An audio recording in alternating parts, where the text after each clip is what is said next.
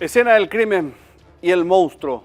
Un capítulo especial, un programa especial en realidad, donde el objetivo es conocer a aquel asesino serial, Amancio Legal, al menos así se lo conoció como el nombre más famoso de varios que habría utilizado, escapando de una vida delictiva, de una vida criminal donde habría asesinado a varias personas.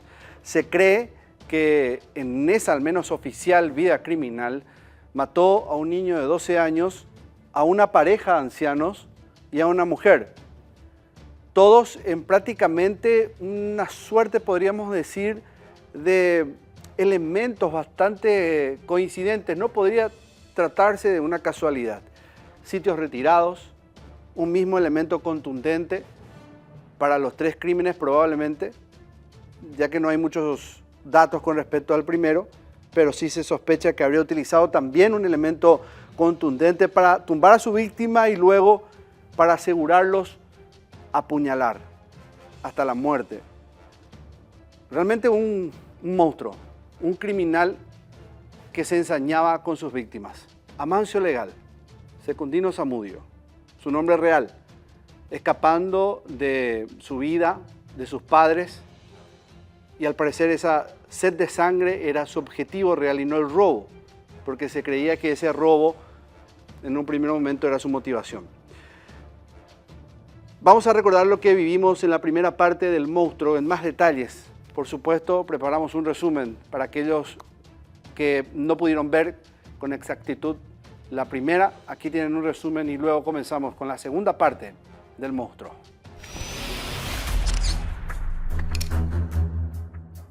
Resumen del programa anterior. En el primer programa hemos recorrido la oscura y trágica vida de Secundino Zamudio, un joven cuyo camino estuvo marcado por la violencia desde una edad temprana. Originario de Potrerito, Villarrica, Secundino se convirtió en un asesino a los 16 años y su vida desde entonces fue una constante huida de la justicia. Su historia alcanzó un punto culminante en enero de 1920, cuando bajo la fachada de un trabajador de confianza cometió el brutal asesinato de sus patrones, Miguel Jerónimo Ramos y Micaela Viedma, en su hogar en Caapucú. La historia de Amancio es una de las tantas historias dentro de nuestro derecho penal, de nuestro proceso criminal paraguayo, en donde él ingresa al sistema penal ya en 1920, siendo un joven muchacho por lesiones, peleas y también por homicidio, y va construyendo su historia criminal, ¿verdad?, dentro del proceso paraguayo. Pero su rastro de sangre no terminó allí. Tras una fuga audaz, se escondió bajo diferentes nombres en Borja y Josefa Sardi, donde nuevamente su naturaleza criminal lo llevó a asesinar a una mujer inocente, María Elisa Leiva. A pesar de sus intentos para escapar de la ley, fue recapturado en abril de 1928 en Borja y Secundino Zamudio, un joven que sembró el miedo en cada lugar que visitó, fue finalmente detenido, poniendo fin a su escalofriante carrera criminal. Su historia, llena de astucia, violencia y tragedia, recuerda cómo la justicia, aunque tarde, siempre encuentra su camino.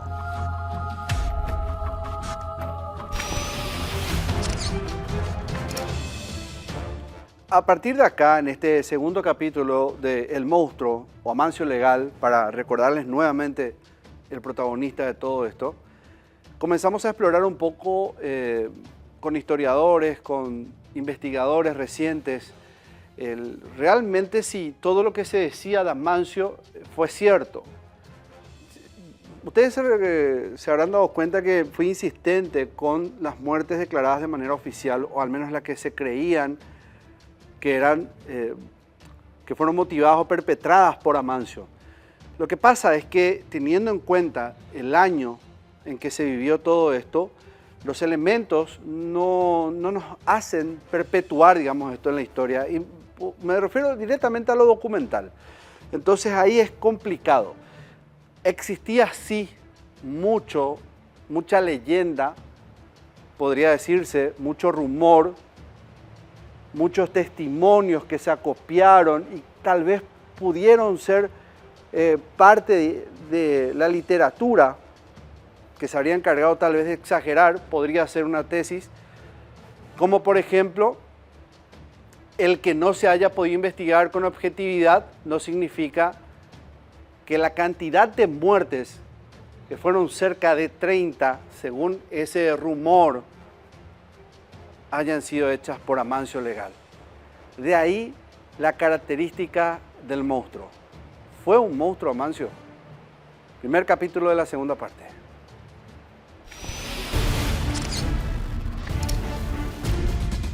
El monstruo. La captura de Secundino Zamudio marcó el inicio de una historia que pronto se transformaría en leyenda. Remitido a la cárcel pública de Asunción, el joven asesino de Potrerito Villarrica se adentró en las sombras del penal, donde la violencia y la crueldad se entrelazaron con su nombre para siempre. Aunque su detención parecía poner fin a su sangriento recorrido, en realidad fue solo el comienzo de una nueva y más oscura etapa. Bajo el nombre de Amancio Legal, Zamudio se convirtió en un mito viviente, un espectro que acechaba las pesadillas de quienes escuchaban su historia. Sí, pero era como una celebridad dentro de la cárcel. Inclusive en memoria, por ejemplo, en la memoria de Obdulio Barté, que es un dirigente social de la política paraguaya, menciona que como él era un dirigente de izquierda y como los políticos de turno querían como que sacarle la política, inclusive corrió el rumor dentro de la cárcel de que gente del gobierno le había pagado a Amancio Legal para que lo mate a Barté dentro de la cárcel, cosa que después no ocurrió, ¿verdad? Pero eso cuenta en sus memorias Barté. La leyenda de Amancio Legal creció, alimentada por rumores, miedos y relatos que se distorsionaron con el paso del tiempo. Por cada lugar que Zamudio había visitado en su errante andar, se comenzaron a registrar crímenes que se le atribuían sin dudar. Se decía que había dejado un rastro de sangre en su camino, sumando víctimas en cada parada, hasta que su supuesta lista de crímenes llegó a incluir a 28 mujeres asesinadas en Asunción. Todas ellas jóvenes indefensas a quienes, según las historias, ultrajaba antes de arrebatarles la vida. En realidad eso aparece en el Museo de la Policía Nacional. Está un maniquí que representa a Amancio y se cita este número elevado, ¿verdad? Que la verdad que no te sabría responder de dónde viene o quién. Yo tengo entendido que a mediados de los 70 se inauguró ese museo y pusieron la imagen de Amancio como un criminal representativo de la historia. Ahora, el encargado de hacer el mural, ¿por qué le adjudicó esos 28 crímenes? Sinceramente desconozco. Pero, ¿cuánto de esta leyenda era cierto? La línea entre la realidad y el mito se desdibujó con el tiempo, y la figura de Amancio Legal se convirtió en una entidad casi sobrenatural en la mente de muchos. En el Museo de la Policía Nacional, un maniquí se erigió como testimonio de su infamia, con una inscripción que lo pintaba como el más feroz y despiadado criminal en toda la historia delictual nacional. 28 crímenes.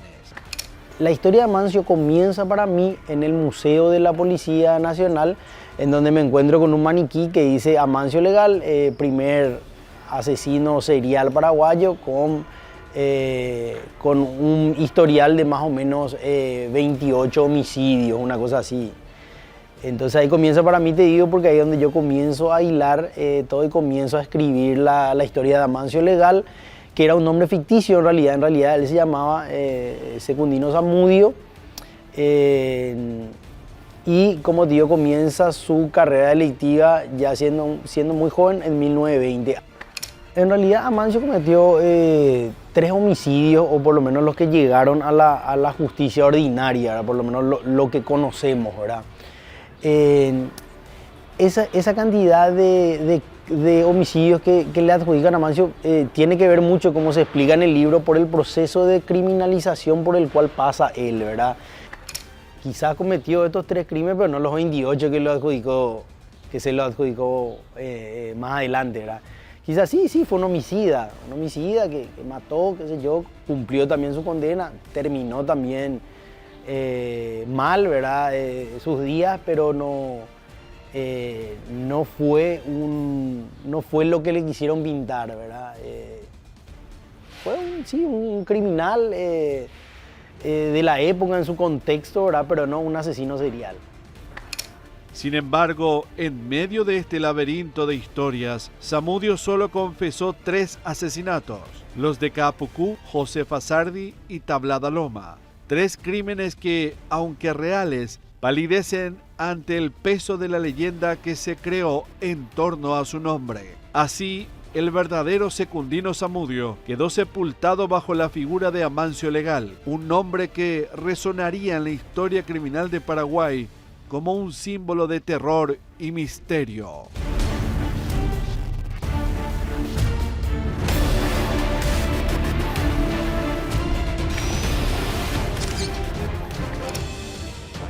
Para los seguidores de Escena del Crimen y los que no lo siguen, pueden recurrir evidentemente siempre a la plataforma de YouTube para ver Crimen de Ajos. También fue una historia especial que habíamos producido acá sobre el asesinato brutal que había sido cometido en aquel Ajos, hoy Oviedo, Coronel Oviedo, por unos hermanos, también allá por el incipiente 1900 en nuestro país.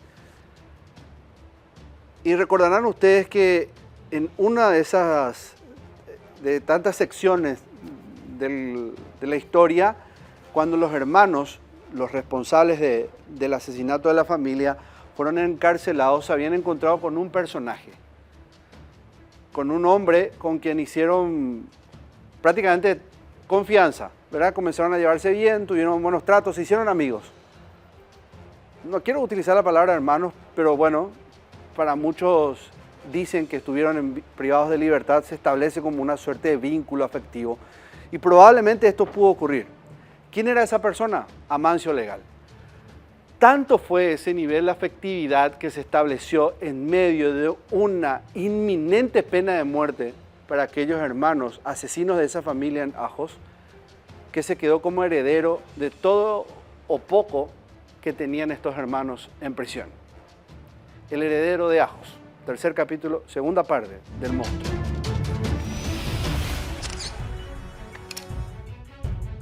Heredero de Ajos. La cárcel pública de Asunción, única en su tipo tras el cierre de la penitenciaría de Emboscada en 1909, representaba la cúspide de un sistema penal que había quedado anclado en el pasado. Sus condiciones deplorables lo asemejaban más a una prisión medieval que a una institución moderna, como lo denunciaban tanto la prensa como especialistas y ciudadanos. Proyectos de renovación se proponían, pero fracasaban uno tras otro, condenando a los internos a vivir en un entorno inhumano. En 1930, el presidente José Patricio Guyari expuso en un discurso al Congreso de la Nación las cifras alarmantes de encarcelamiento en el año anterior. De 2.157 personas que ingresaron a la prisión, 1.853 recuperaron su libertad, evidenciando el uso excesivo de la prisión preventiva. Los agricultores, representando más del 50% de la población penal, eran las principales víctimas de este sistema, lo que reflejaba una práctica frecuente en los sistemas penales latinoamericanos. Para 1935, los internos eran en su mayoría agricultores y artesanos, jóvenes solteros de entre 20 y 25 años, todos paraguayos. Sin embargo, solo unos pocos recibieron condenas firmes. En 1938, la prisión albergaba a 622 encausados, pero solo 15 de ellos habían sido condenados, con 11 casos que se hicieron célebres en la opinión pública. Este sombrío lugar no solo albergaba a delincuentes comunes y enemigos políticos, sino también a hombres considerados los más feroces criminales de la época. Entre ellos estaban Luis y Joaquín Cardoso, 2 hermanos condenados a muerte por el brutal asesinato de la familia Gautó en Ajos. la actual Coronel Oviedo. En diciembre de 1929, en vísperas de la Navidad, se anunciaba constantemente la inminente ejecución de los hermanos Cardoso.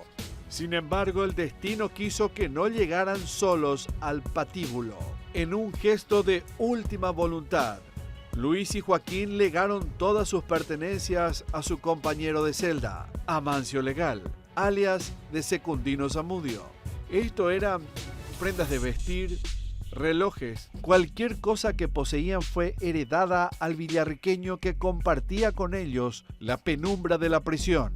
Esta relación entre criminales selló un capítulo oscuro en la historia penal del país, donde la cárcel no solo fue un lugar de castigo, sino un espacio donde las leyendas se forjaban en las sombras.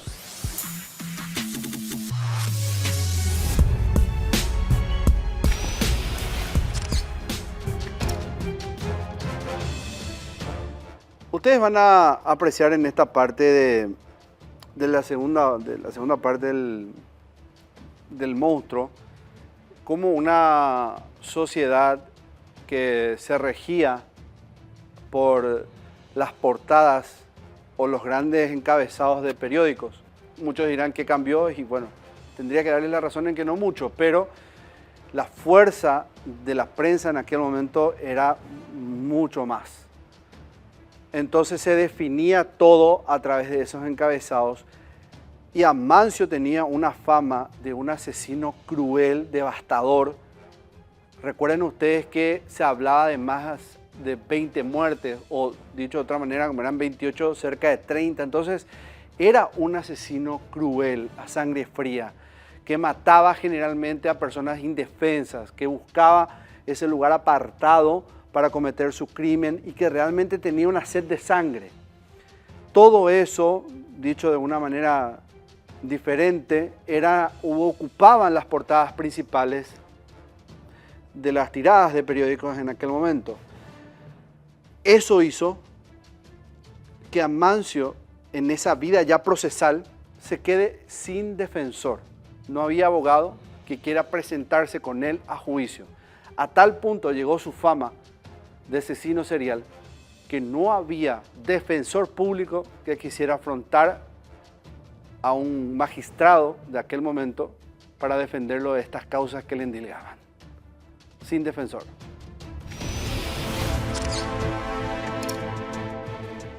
Sin defensa.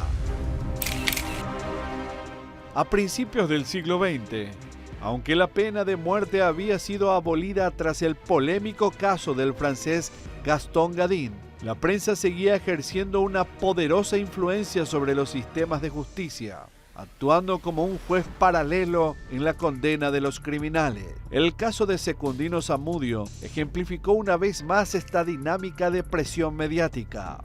En 1922, cuando Amancio fue condenado por primera vez, recibió el perdón debido a su condición de menor de edad. Sin embargo, la justicia paraguaya, aún marcada por el recuerdo del error histórico cometido en el caso de Gadin, se mostró reacia a repetir el mismo destino. No obstante, la prensa de la época no tardó en asumir el papel de instigadora, clamando por la pena capital para Amancio, quien para ese entonces ya había alcanzado la mayoría de edad. Los diarios El Diario y El Orden, los más influyentes del país, se encargaron de alimentar la idea que Amancio Legal merecía la muerte. En ese proceso de criminalización entra también en los medios, ¿verdad? De la prensa, ¿verdad? Y en esa época, mediados de los 20 hasta la década del 40, se puso muy de moda, no solamente en Paraguay, sino en el mundo entero, los juicios mediáticos a través de la prensa que se hacía como los folletines, ¿verdad? De fin del siglo XIX, en donde había un asesino, había un policía que investigaba el caso. Entonces, para las personas que podían leer y que tenían acceso al diario, los medios escritos hacían una suerte de serie de la época, ¿verdad? Que seguían el caso, que habían ya fotografías, ya estaba la foto de Amancio sentado, esposado. Entonces como que se fue construyendo también todo un personaje y una ficción detrás de él, ¿verdad? O de su caso. Sus publicaciones no solo narraban con lujo de detalles los crímenes más atroces que se le atribuían, sino que también instalaban en la opinión pública un deseo ferviente de que se aplicara la pena máxima. Esta presión no solo afectó el curso del juicio, sino también el derecho de Secundino a una defensa justa. El juicio contra Amancio inició en agosto de 1929, en un momento donde la atención mediática también se concentraba en otro caso de gran relevancia, el parricida Francisco Casiano Cáceres. Su defensor, el conocido abogado Juan P. Bartomier, quien se especializaba en la defensa de reos pobres, hizo una declaración contundente en el juicio. Pueden ser condenados a muerte Gastón Gadín, Cipriano León y Amancio Legal, pero Francisco Casiano Cáceres, él no. Estas palabras, aunque dirigidas a otro caso, marcaron el destino de Amancio, pues Bartomier se inhibió posteriormente de asumir su defensa. La figura de Amancio Legal creció a la par que la cobertura mediática se intensificaba. Su nombre ya estaba asociado a crímenes brutales como el asesinato de los ancianos en Capucú y la muerte de María, mientras los medios le atribuían otros 4 procesos por homicidios y lesiones. Esta creciente mala fama causó que hasta 5 defensores públicos se negaran a representarlo, dejándolo prácticamente desamparado ante la justicia. La situación finalmente se resolvió con la participación de 2 jóvenes abogados que asumieron la defensa de los hermanos Zamudio. El recientemente nombrado defensor público Arnaldo Valdovinos tomó el caso de Amancio, mientras que su hermano Canuto fue defendido gratuitamente por el abogado y periodista del diario El Liberal, Juan Esteban Carrón. El juicio de Amancio Legal no solo fue un proceso judicial, sino también un espectáculo mediático donde la prensa jugó un papel crucial en la percepción pública y en el destino que un hombre cuyo nombre ya había sido condenado mucho antes de que se dictara sentencia.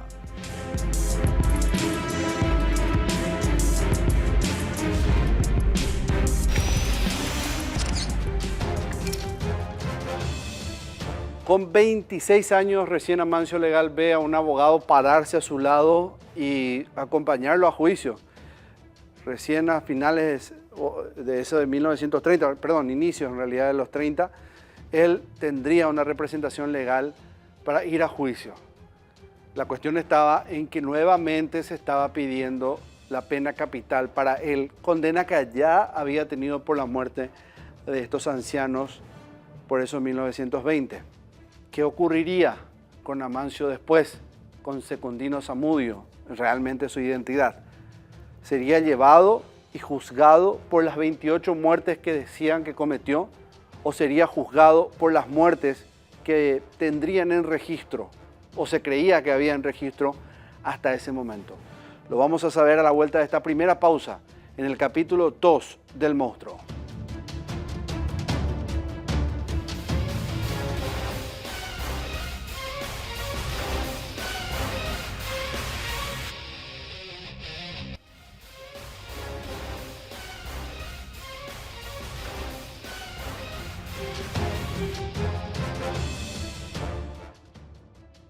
Estamos viviendo en Escena del Crimen el segundo capítulo del Monstruo. Ya la semana pasada ustedes tenían todo el desarrollo de cómo inició Secundino Zamudio, o Amancio Legal, como fue conocido en la historia criminal. Su fama se construyó con ese perfil, con ese nombre.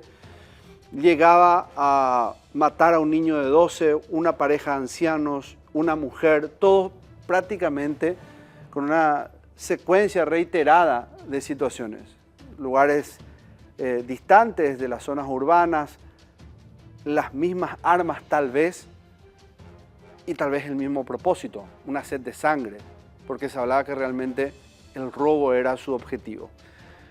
En esta segunda parte comenzamos a desarrollar realmente quién era él, si él cometió cerca de 30 crímenes, se lo procesa por el último asesinato que tuvo y todo lo que los medios de comunicación, los periodistas de la época fueron construyendo con esa literatura propia de la época y creando un perfil, esto sin evidentemente sacarle los méritos, entre comillas, de lo que se consideraba un real monstruo, ¿no?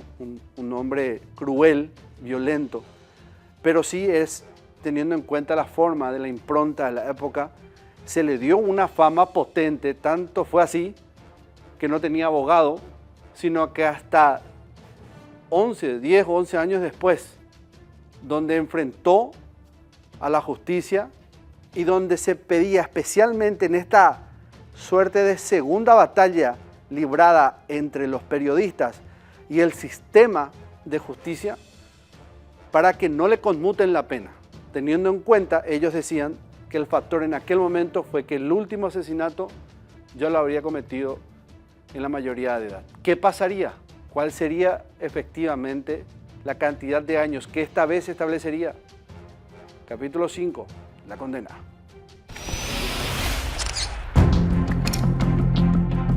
La condena.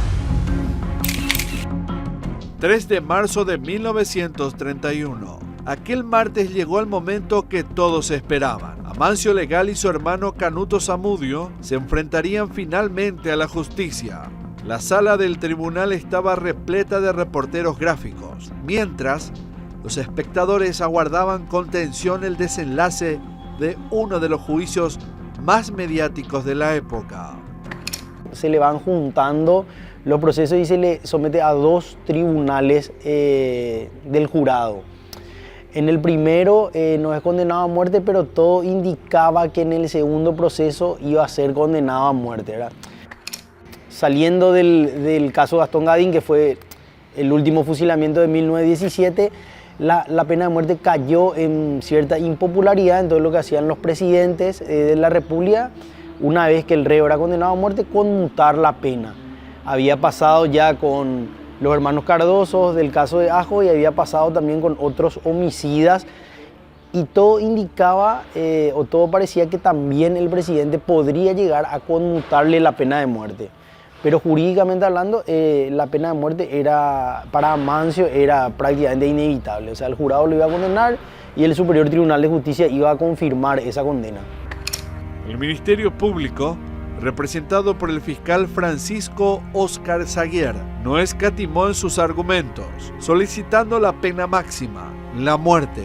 Los miembros del jurado, seleccionados cuidadosamente, incluían a figuras de renombre como Climaco Franco, el doctor Víctor Boechner y Félix González Vera, entre otros.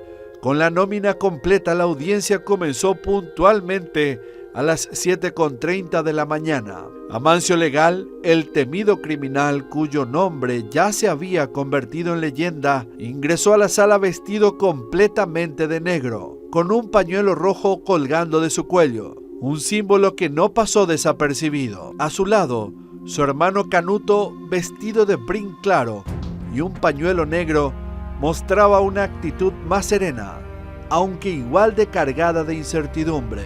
Media hora después se dio lectura al extenso proceso. El silencio en la sala era palpable, mientras las palabras del tribunal resonaban como el preludio de un destino ya sellado en la muerte de muchos. Pero la historia tenía otro desenlace preparado. Finalmente el veredicto llegó.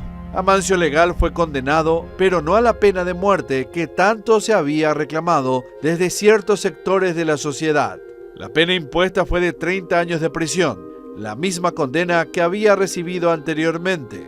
Además, se le ordenó pagar las costas del juicio, un detalle que en ese momento parecía casi anecdótico. La sentencia sería purgada en conjunto con la condena anterior, lo que en la práctica significaba que Amancio permanecería tras las rejas por el resto de su vida.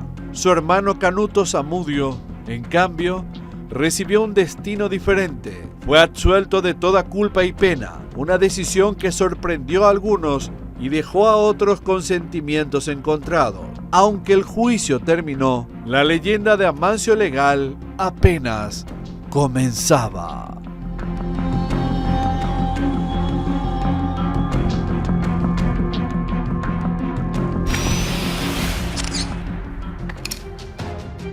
En esta parte que lo llamamos criminales de los 30, nos referimos a la época, a la década, y vamos a hacer una especie de radiografía, por decirlo así, sociológica. Creo que esa es la terminología adecuada, o el término, porque lo que vamos a explorar es la conducta de la sociedad en la época y principalmente la conducta que se pensaba tenía la gente de campo, de tierra adentro. Porque, y hay que entender, primero ubicarse en el tiempo, en la historia, para interpretar qué se decía y cómo también pensaban los trabajadores de justicia, los operadores de justicia en aquel momento.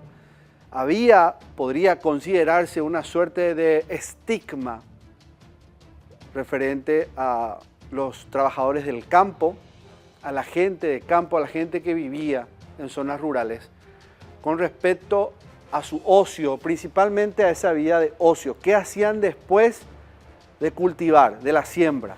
Cuando el ocaso venía, ¿qué ocurría?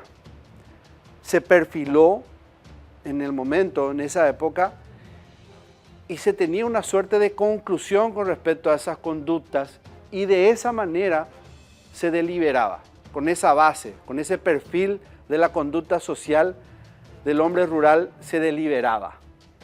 Fue esta quizás una de las cosas que se tuvo en cuenta para perfilarlo a Mancio Legal. ¿Qué decía Mancio Legal como para esquivar a la justicia tal vez? Porque eso también existió en su momento. Son elementos que lo vamos a someter ahora, comprimir ahora en este capítulo, de manera que después tengamos el análisis de alguien que entiende en la materia, de velar si Amancio era o no un asesino serial. Pero primero, criminales de los 30. ¿Cómo se pensaba en aquel momento y qué había hecho Amancio para esquivar a la justicia?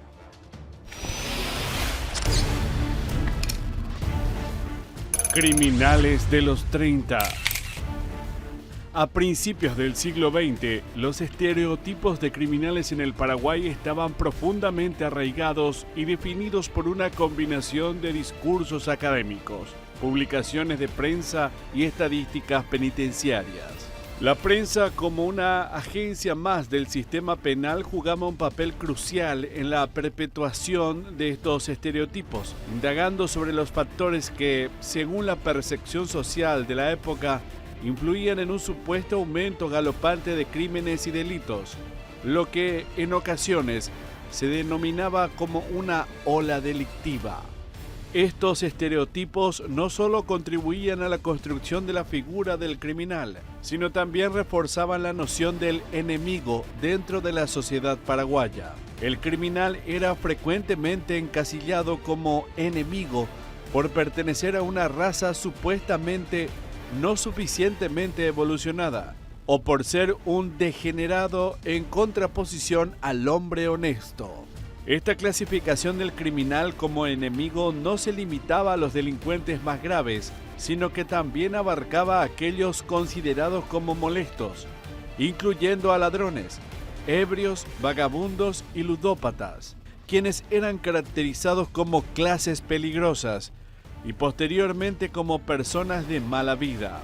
Esta estigmatización se extendía incluso a los agricultores, quienes fueron criminalizados de manera secundaria hacia finales del siglo XIX, convirtiéndose en los principales clientes del sistema penal paraguayo.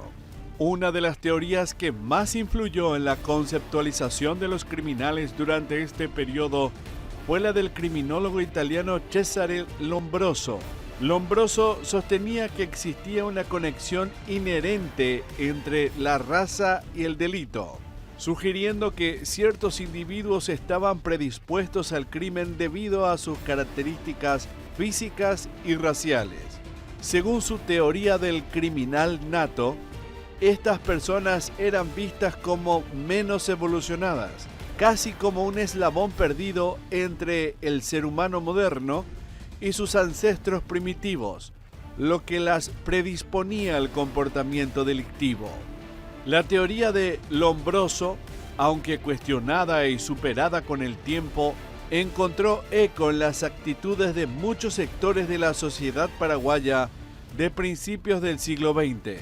La criminalización de ciertos grupos, basada en características físicas y raciales, fue utilizada para justificar la alta tasa de encarcelamiento de personas de ciertos orígenes y clases sociales.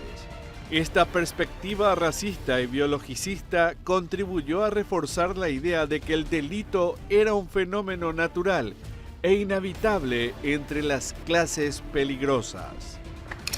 Lo que demostramos es que el caso Amancio es un caso más de cómo funcionaba el sistema penal de la época y de cómo las clases menos favorecidas eran constantemente criminalizadas por ese sistema penal, primariamente a través de la normativa. Por ejemplo, se le perseguía mucho por el tema del alcoholismo y criminalizados también secundariamente por toda la estructura del sistema penal que se ponía en marcha para lidiar con este tipo de hechos, ¿verdad?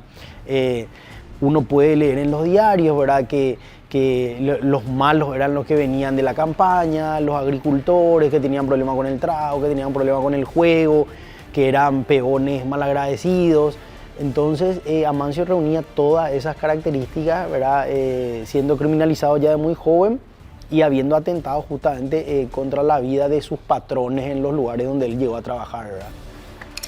Sin embargo, no todos compartían estas ideas. El abogado paraguayo Juan Marcos González fue uno de los críticos más destacados de esta visión. González argumentaba que si las cárceles estaban llenas de personas que compartían determinadas características físicas o una nacionalidad específica, no era posible explicar el delito únicamente por esos factores. Según él, lo que realmente se podía explicar era que el encarcelamiento era un resultado de la discriminación basada en estos factores, más que una consecuencia de una predisposición al crimen. Los estereotipos de criminales en el Paraguay de principios del siglo XX estuvieron fuertemente influenciados por teorías criminológicas como la del Lombroso, que buscaban vincular el delito con características raciales y físicas.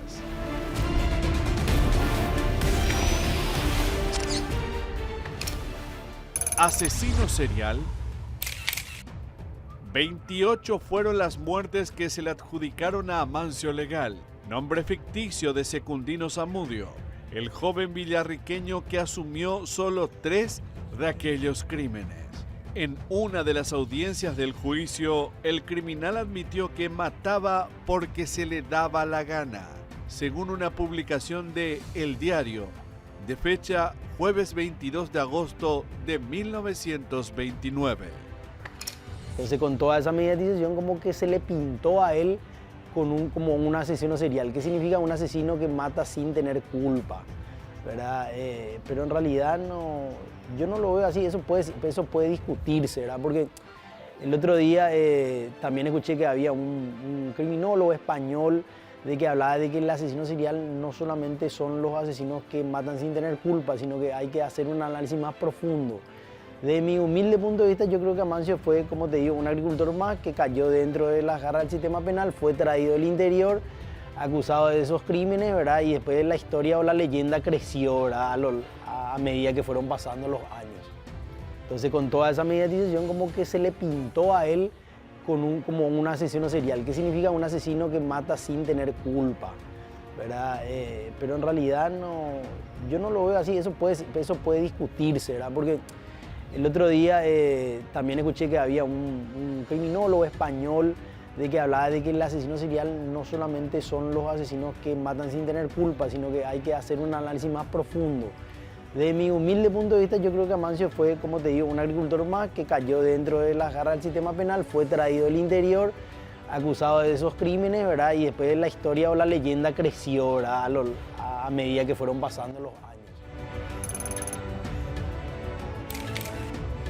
Secundino reúne muchas características para hablar de un asesino serial, si bien actualmente la literatura nos dice de que No hace falta que se cometa 3, 4 crímenes, basta con que exista dos, por ejemplo, ya para considerarlo asesino serial, porque muchas veces, ¿qué es lo que sucede? Estas personas son descubiertas, algo pasa y son atrapadas, son, por ejemplo, ya identificadas, y eso hace que como que exista allí un corte y no vuelvan a cometer por un tiempo X un nuevo asesinato.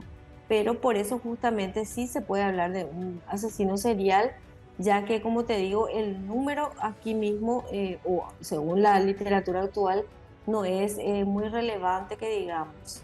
Pero la crueldad y el modo de matar son absolutamente similares en él, ¿verdad? Vamos a hablar ahí de que hay una especie de modus operandi e inclusive hay una firma en lo que él realiza, en la forma en que mata.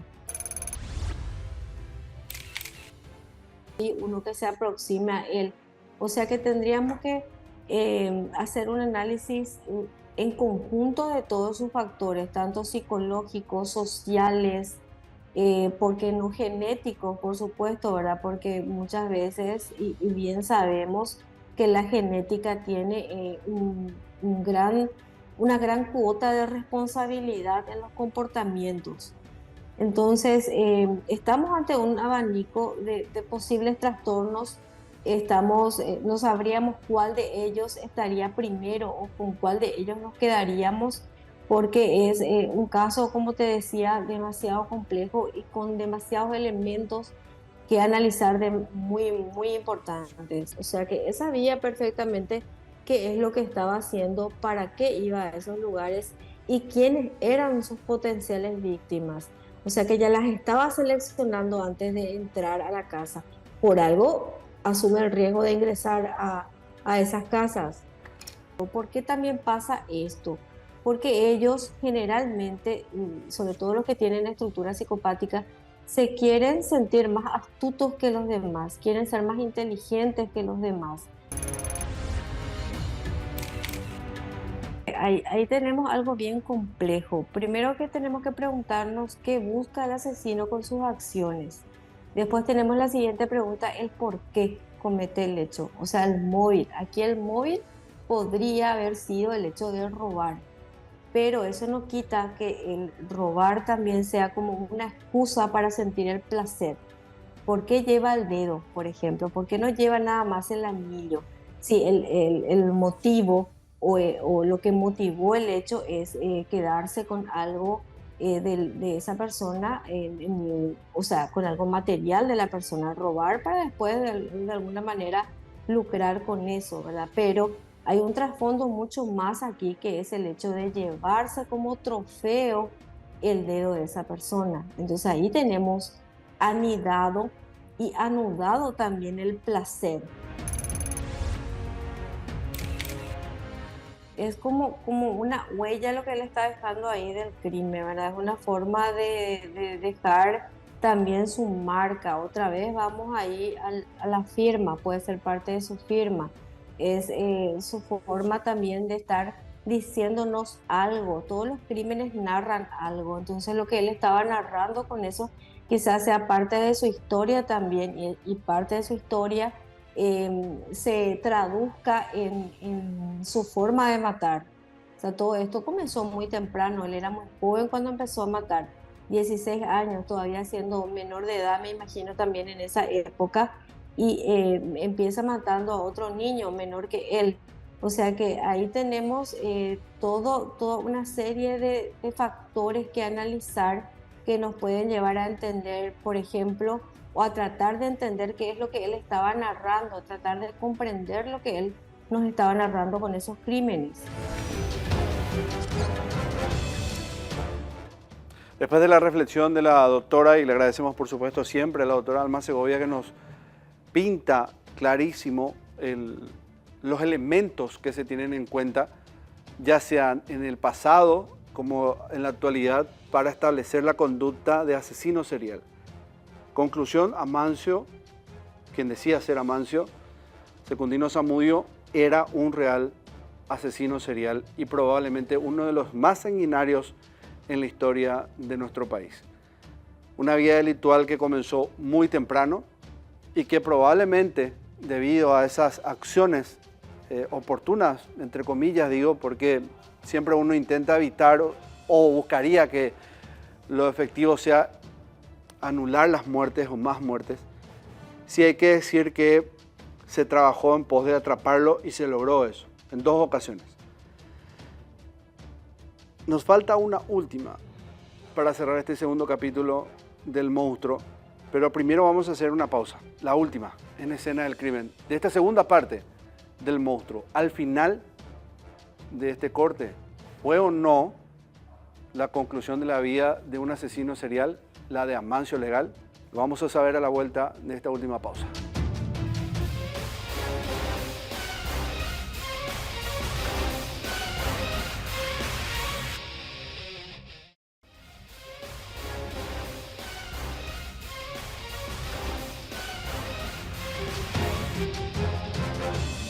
Segunda parte del monstruo, el capítulo final que muchos estaban esperando para ver cómo concluyó esta historia finalmente.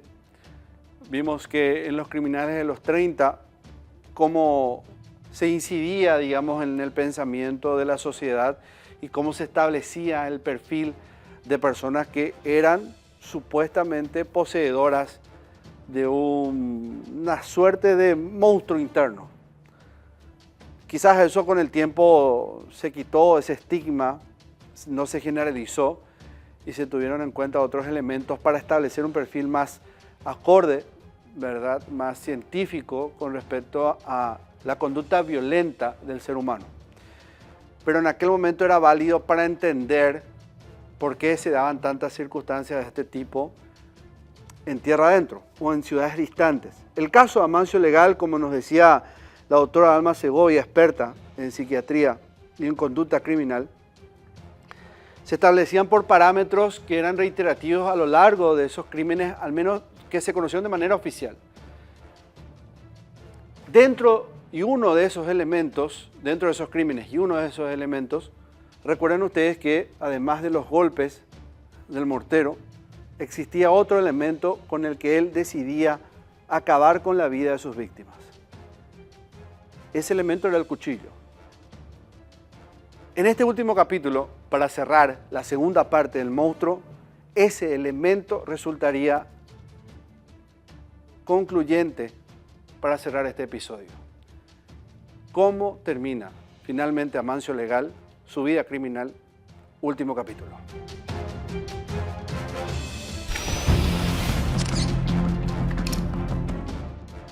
El final de Secundino.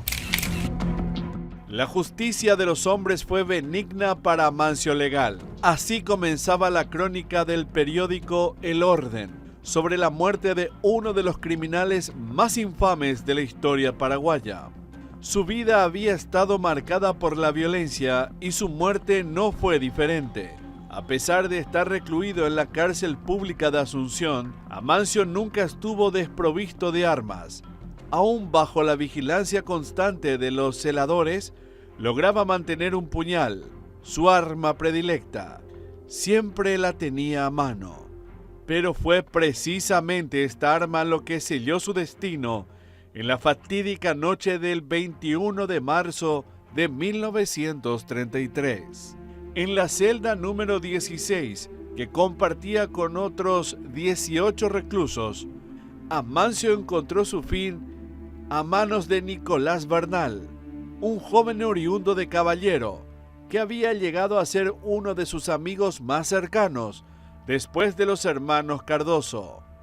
Sin embargo, una discusión encendió la furia de ambos, desencadenando una tragedia que no solo pondría fin a la vida de Amancio, sino que también revelaría la brutalidad con la que el joven Bernal respondió a su ataque.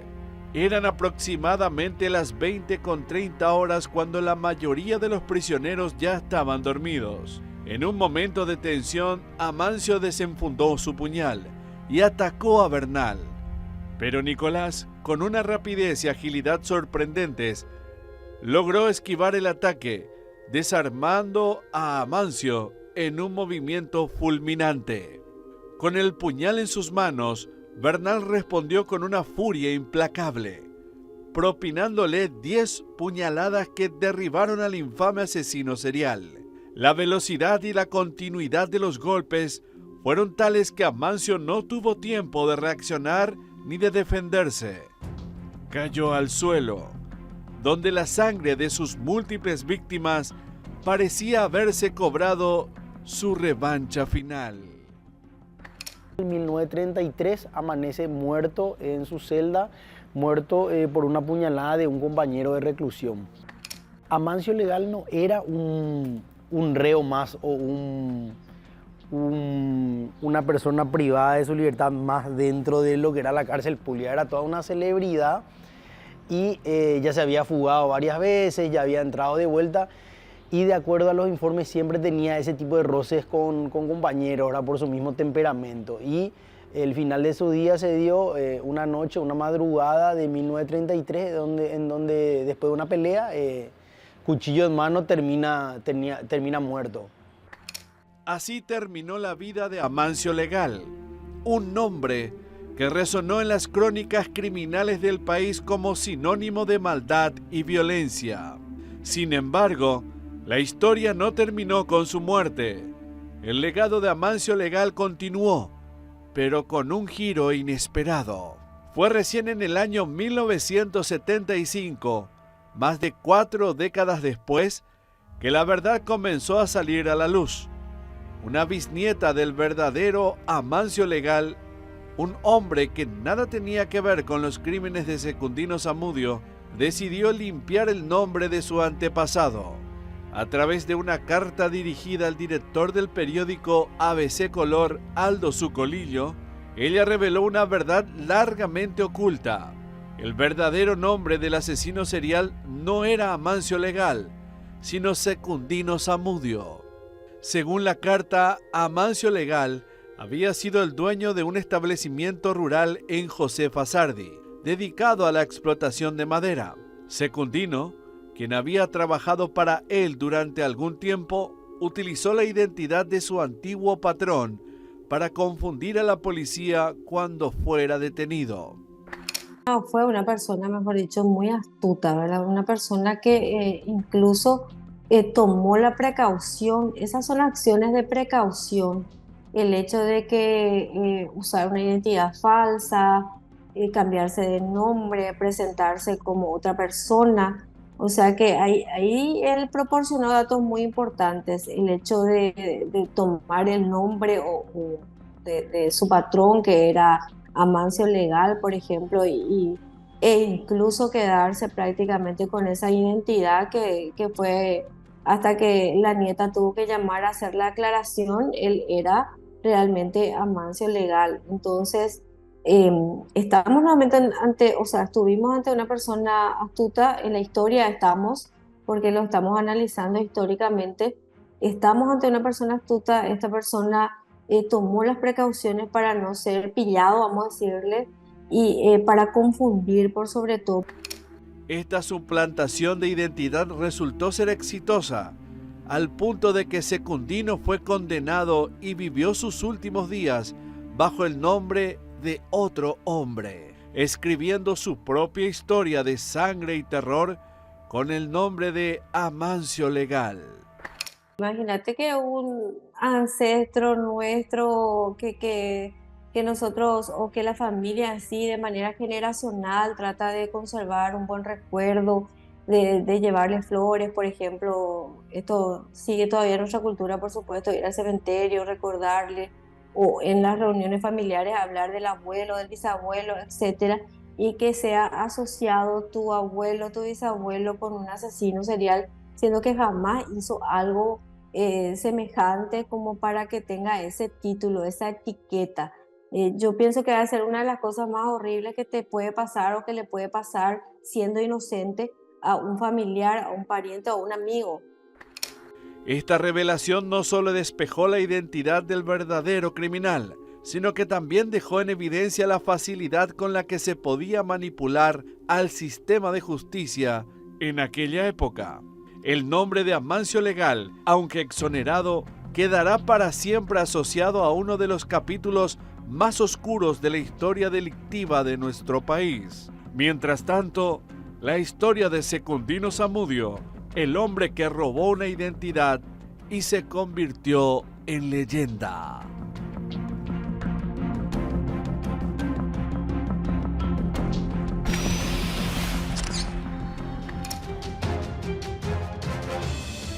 Y bueno, para cerrar esto, podríamos hasta utilizar el elemento que gustaba mucho en la época de los medios de comunicación, la literatura. Probablemente Amancio murió de la misma manera que buscó siempre matar. ¿Quién diría que aquel elemento, esa hoja fría, ese filo de hoja fría del cuchillo que siempre portó como elemento para matar, cegar la vida de sus víctimas, iba a ser el que lo cegaría él en una vida de prisión, en una vida donde él siempre buscó la libertad, escapar de su pasado sangriento, turbulento, comenzando con un niño, avanzando hacia personas desprotegidas, que por cierto era uno de sus tantos elementos que lo establecía como un asesino serial real. Amancio fue uno de los criminales más sanguinarios que tuvo la historia del Paraguay. Y eso no hay que olvidarlo. No hay que olvidarlo y siempre recordar los hechos fatídicos de nuestra historia para nunca repetirlos. Siempre es lo que se busca, ¿no? De esta manera cerramos los 2 capítulos especiales de Amancio Legal, Secundino Zamudio realmente, y probablemente sus víctimas oficiales, que se creen habrían sido al menos 4. El misticismo,